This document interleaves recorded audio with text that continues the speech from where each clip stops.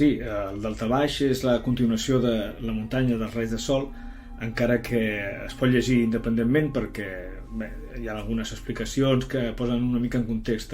Aleshores, si has llegit la primera, coneixeràs millor els personatges i com són i com es relacionen, i entendràs moltes coses, encara que s'expliquen les bàsiques. En aquest primer llibre hi ha la base, i en el segon es pot llegir sense haver llegit el primer.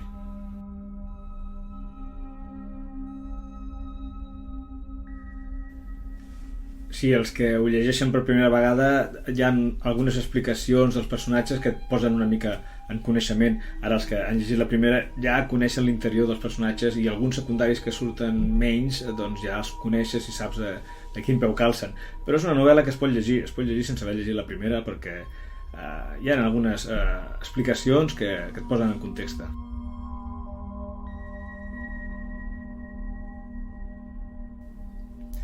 Home, la muntanya de Montserrat sempre m'ha cridat l'atenció quan he passat 1000 vegades per l'autopista propera, llunyana, es veu des de molts llocs de Catalunya. És que et crida sempre crida, i la veritat és que he experimentat sensacions estranyes trepitjant la muntanya de Montserrat, i sempre m'ha fascinat, i que aquí es pot explicar alguna història. M'ha enamorat.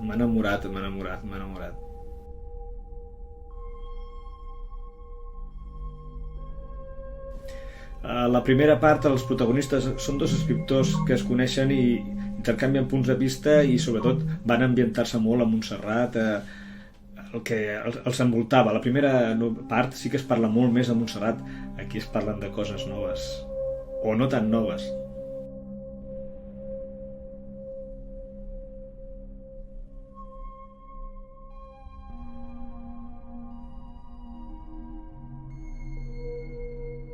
Sí, el paral·lelisme és que està l'acció ambientada a l'any 2025 i les coses que estan succeint. Aleshores sí que pots trobar un paral·lelisme amb la situació política i la no política.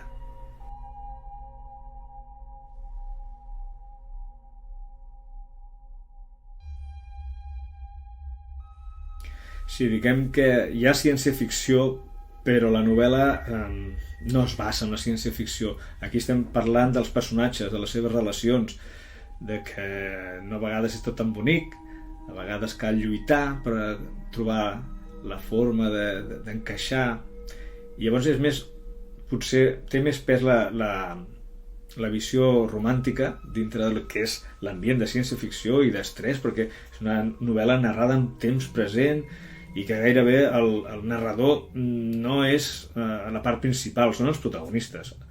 Són els personatges, perquè hi ha molt de diàleg, ells parlen més que no, gairebé més que el narrador. Aleshores, la història entre els dos personatges principals és el centre neuràlgic d'aquesta apassionant història en temps real, ràpid, es pot llegir molt de pressa, i sí, més que ciència-ficció podríem parlar de que és la relació entre ell i ella.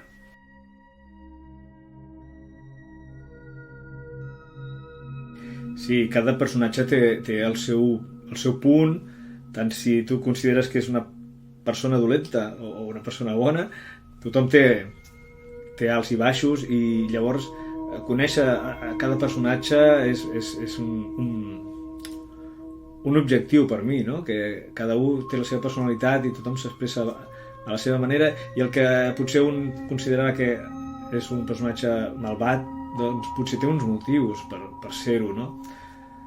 Egoismes, manca d'esperit de lluita.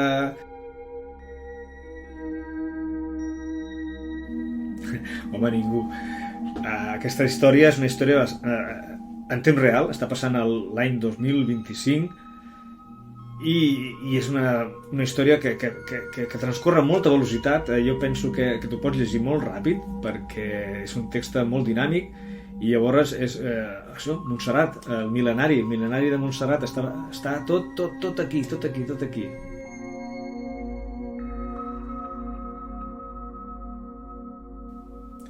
Sí, per a Sant Jordi és un regal ideal per ell o per ella. És una novel·la que té dos protagonistes, masculí, femení, i altres que jo penso que encaixarà molt bé i serà un bon regal per aquest Sant Jordi 2025.